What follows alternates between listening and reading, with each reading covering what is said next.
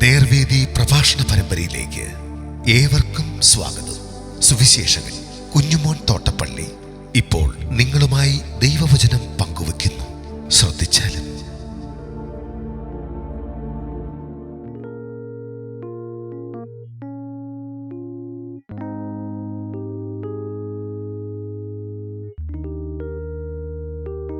കഷ്ടങ്ങൾ യേശുവിന്റെ വീണ്ടും വരവിന്റെ അടയാളങ്ങൾ. ദൈവനാമത്തിന് മഹത്വമുണ്ടാകട്ടെ. മത്തായി എഴുതിയ സുവിശേഷം 24 അധ്യായത്തിന്റെ 21 മുതൽ 28 വരെ ഞാൻ വായിക്കുന്നത് ശ്രദ്ധിച്ചാലും. ലോകാരംഭം മുതൽ ഇന്നുവരെയും സംഭവിച്ചിട്ടില്ലാത്തതും ഇനിമേൽ സംഭവിക്കാത്തതുമായ വലിയ കഷ്ടം അന്ന് ഉണ്ടാകും. ആ നാളുകൾ ചുരുങ്ങാതിരുന്നാൽ ഒരു ജഡവും രക്ഷിക്കപ്പെടുകയില്ല. വൃതന്മാർ നിമിത്തമോ ആ നാളുകൾ ചുരുങ്ങും. അന്ന് ആരാനും നിങ്ങളോട് ഇതാ ക്രിസ്തു ഇവിടെയെന്നും അല്ല എന്നും പറഞ്ഞാൽ, അവിടെയെന്നും പറഞ്ഞാൽ വിശ്വസിക്കരുത്. കള്ളക്രിസ്തുക്കളും കള്ളപ്രവാചകന്മാരും എഴുന്നേറ്റ് കഴിയുമെങ്കിൽ വൃതന്മാരെയും തെറ്റിക്കുവാനായി വലിയ അടയാളങ്ങളും അത്ഭുതങ്ങളും കാണിക്കും. ഓർത്തുകൊള്ളുവിൻ, ഞാൻ മുൻകൂട്ടി നിങ്ങളോട് പറഞ്ഞിരിക്കുന്നു. ആകയാൽ നിങ്ങളോട് അതാ അവൻ മരുഭൂമിയിൽ എന്ന് പറഞ്ഞാൽ പുറപ്പെടരുത്, ഇതാ അറകളിൽ എന്ന് പറഞ്ഞാൽ വിശ്വസിക്കരുത്. മിന്നൽ കിഴക്കിൽ നിന്ന് പുറപ്പെട്ടു പടിഞ്ഞാറോളം വിളങ്ങും പോലെ മനുഷ്യപുത്രന്റെ വരവാകും. ശവമുള്ളിടത്ത് കഴുക്കൽ കൂടും. നമ്മുടെ കർത്താവിന്റെ വീണ്ടും വരവിന്റെ അടയാളങ്ങളായി നാം ഇതിനോടകം 5-6 പ്രധാന കാര്യങ്ങൾ ചിന്തിച്ചു. ഒന്നാമത്തേത് യുദ്ധങ്ങൾ, അവിടെ യുദ്ധങ്ങൾ, രാജ്യങ്ങൾ തമ്മിൽ യുദ്ധങ്ങൾ. രണ്ടാമത്തേത് അവിടെ ക്ഷാമം ഉണ്ടാകും. മൂന്നാമത്തേത് ഭൂകമ്പങ്ങൾ വർദ്ധിക്കാനിടയാകും. നാലാമത്തേത് ക്രൈസ്തവ പീഡ വർദ്ധിക്കാനിടയാകും. അഞ്ചാമത്തേത് അധർമ്മം, വഷളത്വം പെരുകാനിടയാകും. ആറാമത്തേത് സുവിശേഷം സകല രാജ്യങ്ങൾക്ക് സാക്ഷ്യമായി പ്രസംഗിക്കപ്പെടുവാൻ ഇടയാകും. ഇത് 7-ാമത്തേതാണ്. കഷ്ടങ്ങൾ എന്നാണ് പറഞ്ഞിരിക്കുന്നത്. അത് ഈ ഭൂമിയിലുണ്ടാകുന്ന വ്യതിയാനങ്ങൾ, മഹാമാരികൾ, അതൊക്കെയാണ്. കാരണം പാപം പെരുകിയ കാലത്തും ദൈവം ന്യായവിധി വരുത്തിയിട്ടുണ്ട്. ദൈവം ഓരോ പ്രദേശങ്ങളെ ശിക്ഷിച്ചിട്ടുണ്ട്. നോഹയുടെ കാലത്ത് പാപം പെരുകിയപ്പോൾ ജലപ്രളയം വരുത്തി.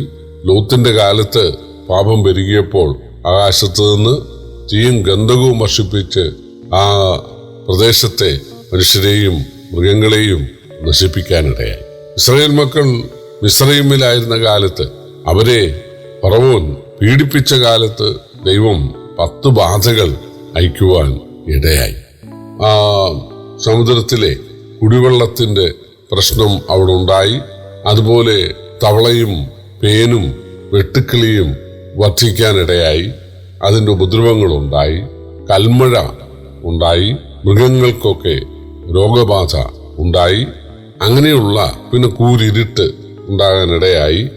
അങ്ങനെ ഈ പ്രകൃതി ദുരന്തങ്ങൾ വർദ്ധിക്കുവാൻ ഇടയായതായിട്ട് നമ്മൾ വായിക്കുന്നു. ഇസ്രായേൽ മക്കൾ മരുഭൂമിയിലായിരുന്നപ്പോൾ അവർ ദൈവത്തെ ദുഃഖിപ്പിച്ച് പാപം ചെയ്യാൻ ഇടയായപ്പോൾ ദൈവം അഗ്നിസർപ്പങ്ങളെ അയക്കാനിടയായി. അത് ഇസ്രായേലിനെ കടിക്കാനും പലരും ചാകാനും ഇടയായി തീർന്ന കാര്യം നമുക്ക് അറിയാം. അപ്പോൾ അന്ത്യകാലത്ത് മനുഷ്യന്റെ പാപം പെരുകുമ്പോൾ ഒരു ദൈവം ജീവിക്കുന്നു എന്ന് തെളിയിക്കുവാനാണ് ദൈവം മഹാമാരി അയക്കുന്നത്. മഹാവ്യാധികളുടെ കാര്യം നമ്മൾ ചിന്തിച്ചതാണ്. ഇന്നത്തെ കാലത്ത് നമുക്കറിയാം, മരുന്നില്ലാത്ത രോഗങ്ങൾ, എയ്ഡ്സിന് തക്കതായ ഒരു വാക്സിനേഷൻ കണ്ടുപിടിക്കാൻ കഴിഞ്ഞിട്ടില്ല എന്ന് നമുക്കറിയാം. അതുപോലെ കൊറോണയ്ക്ക് ഒരു വാക്സിനേഷൻ ഇല്ല എന്ന് നമുക്കറിയാം. ആധുനിക കാലത്ത് വൈദ്യശാസ്ത്രം വളരെ പുരോഗമിച്ചിട്ടുണ്ട് എന്നുള്ളതൊരു സത്യമാണെങ്കിലും പല രാജ്യങ്ങളിലും ക്ഷയരോഗം ഉണ്ട്. അതുപോലെ ഹൃദ്രോഗങ്ങൾ വർദ്ധിക്കുന്നു, കിഡ്നി രോഗങ്ങൾ വർദ്ധിക്കുന്നു. അതുപോലെ ബ്രെയിൻ, ലങ്സ് തുടങ്ങിയ അവയവങ്ങളെ ബാധിക്കുന്ന അസുഖങ്ങൾ വർദ്ധിക്കുന്നു. അപ്പോൾ കർത്താവായ യേശുക്രിസ്തു പറഞ്ഞ ആ കഷ്ടങ്ങളിൽ ഈ രോഗങ്ങളുണ്ട്. അതുപോലെ നമുക്കറിയാം മേഘവിസ്ഫോടനം. പെട്ടെന്നൊരു സ്ഥലത്ത് മഴ ശക്തിയായി പെയ്യുകയാണ്. ആ പ്രദേശങ്ങൾ ഒലിച്ചു പോവുകയാണ്. അടുത്ത കാലത്ത് മുണ്ടക്കയിലും ഒക്കെ ഉണ്ടായത് അതാണ്. ഒരു ദൈവം ജീവിക്കുന്നു, പാപത്തെ വെറുക്കുന്ന, പാപത്തെ ശിക്ഷിക്കുന്ന ഒരു ദൈവം ജീവിക്കുന്നു എന്നുള്ളത് ദൈവം ഇടയ്ക്കിടയ്ക്ക് മനുഷ്യനെ ബോധ്യപ്പെടുത്തുകയാണ്. പഴയ നിയമത്തില് യെശയ്യാപ്രവചനം 24 അധ്യായത്തിൽ അതിന്റെ 17 മുതൽ എഴുതിയിട്ടുള്ള ഇതാണ്: ഭൂവാസിയെ, പേടിയും കുഴിയും കെണിയും നിനക്ക് നേരിട്ടിരിക്കുന്നു. പേടി കേട്ട് ഓടിപ്പോകുന്നവൻ കുഴിയിൽ വീഴും, കുഴിയിൽ നിന്ന് കയറുന്നവൻ കെണിയിൽ അകപ്പെടും. ഉയരത്തിലെ കിളിവാതിലുകൾ തുറന്നിരിക്കുന്നു, ഭൂമിയുടെ അടിസ്ഥാനങ്ങൾ കുലുങ്ങുന്നു, ഭൂമി പൊടുപൊടെ പൊട്ടുന്നു, ഭൂമി കിറുകിറ കീറുന്നു, ഭൂമി കിടുകിട കിടുങ്ങുന്നു, ഭൂമി മത്തനെ പോലെ ചാഞ്ചാടുന്നു, കാവൽ മാടം പോലെ ആടുന്നു. അതിന്റെ അകൃത്യം അതിന്മേൽ ഭാരമായി ഇരിക്കുന്നു, അത് വീഴും, എഴുന്നേൽക്കുകയുമില്ല. അപ്പോൾ അകൃത്യം, മനുഷ്യന്റെ പാപം, മനുഷ്യന്റെ ദൈവനിഷേധം, മനുഷ്യൻ ദൈവത്തിന്റെ ധാർമ്മിക പ്രമാണങ്ങളെ കാറ്റിൽ പറത്തുന്നത് എപ്പോഴും കണ്ടുകൊണ്ടിരിക്കാൻ ദൈവത്തിന് സാധിക്കുകയില്ല. ഇടയ്ക്ക് ദൈവം ഭൂമിയെ തൊടുമ്പോൾ തീർച്ചയായിട്ടും അത് മഹാകഷ്ടമായിരിക്കും, ദുരിതമായിരിക്കും എന്നാണ് നമുക്ക് പഴയ നിയമത്തിൽ നിന്നും പുതിയ നിയമത്തിൽ നിന്നും വായിക്കാൻ സാധിക്കുന്നത്. ഇസ്രായേലിനെ പീഡിപ്പിക്കുവാൻ ദൈവം അഗ്നിസർപ്പങ്ങളെയാണ് അയച്ചത്, അല്ലെങ്കിൽ ഈ കാട്ടുമൃഗങ്ങളുടെ ഉപദ്രവങ്ങളാണ് അവർക്കുണ്ടായത്. വെളിപ്പാട് പുസ്തകത്തിൽ അതിന്റെ 6-ാം അധ്യായത്തിന് 8-ാം വാക്യത്തിൽ വായിക്കുന്നത്: അവർക്ക് വാളുകൊണ്ടും ക്ഷാമം കൊണ്ടും മഹാവ്യാധി കൊണ്ടും ഭൂമിയിലെ കാട്ടുമൃഗങ്ങളെ കൊണ്ടും കൊന്നുകളവാൻ ഭൂമിയുടെ കാലാംശത്തിന്റെ മേൽ അധികാരം ലഭിച്ചു.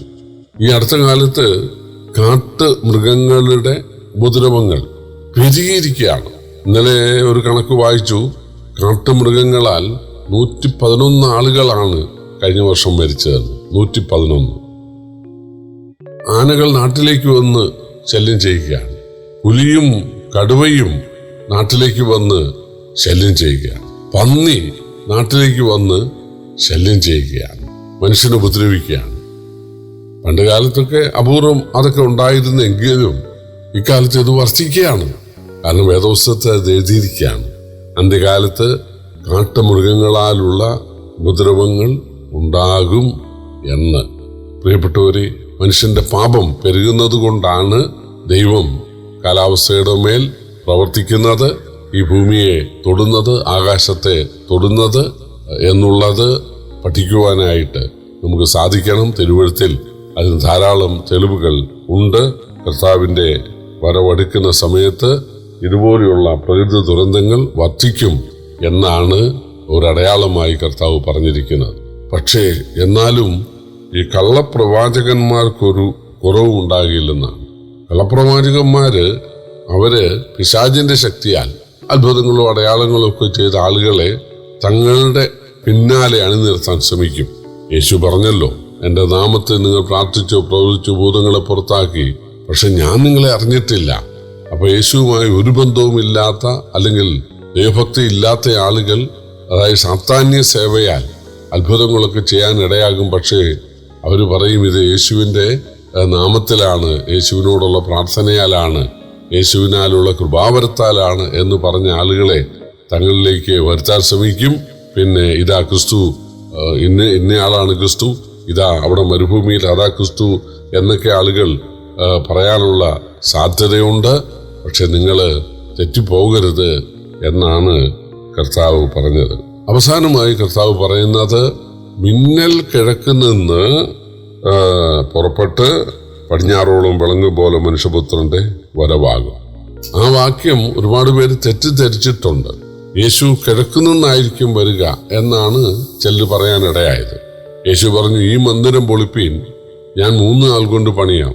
തന്റെ ശരീരത്തെ ഉദ്ദേശിച്ചാണ് പറഞ്ഞത്. ഞാൻ 3-ാം ദിവസം ഉയർത്തെഴുന്നേൽക്കും, അതാണ് പറഞ്ഞത്.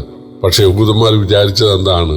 യെരുശലേം ദേവാലയം പൊളിച്ചാൽ ഞാൻ 3 നാൾ കൊണ്ട് പണിതു തരാം എന്നാണ് അവൻ പറഞ്ഞത്.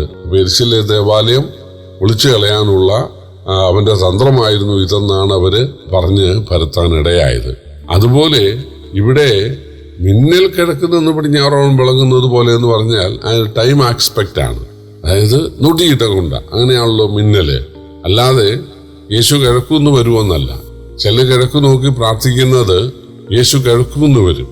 ശവം അടക്കുമ്പോൾ ആ ശവത്തിന്റെ തല പടിഞ്ഞാറ് വെക്കുന്നത് യേശു വരുമ്പോൾ കാണാൻ വേണ്ടിയാണ് കിഴക്കുന്നല്ല യേശു വരുന്നതെന്നാണ്. പ്രിയപ്പെട്ടവരെ, യേശു കിഴക്കുനിന്ന് വരുമെന്നല്ല, മിന്നൽ കിഴക്കുനിന്ന് വരുന്നു. അത് പടിഞ്ഞാറോളം ഒറ്റ നിമിഷം കൊണ്ട് അത് വിളങ്ങുന്നു.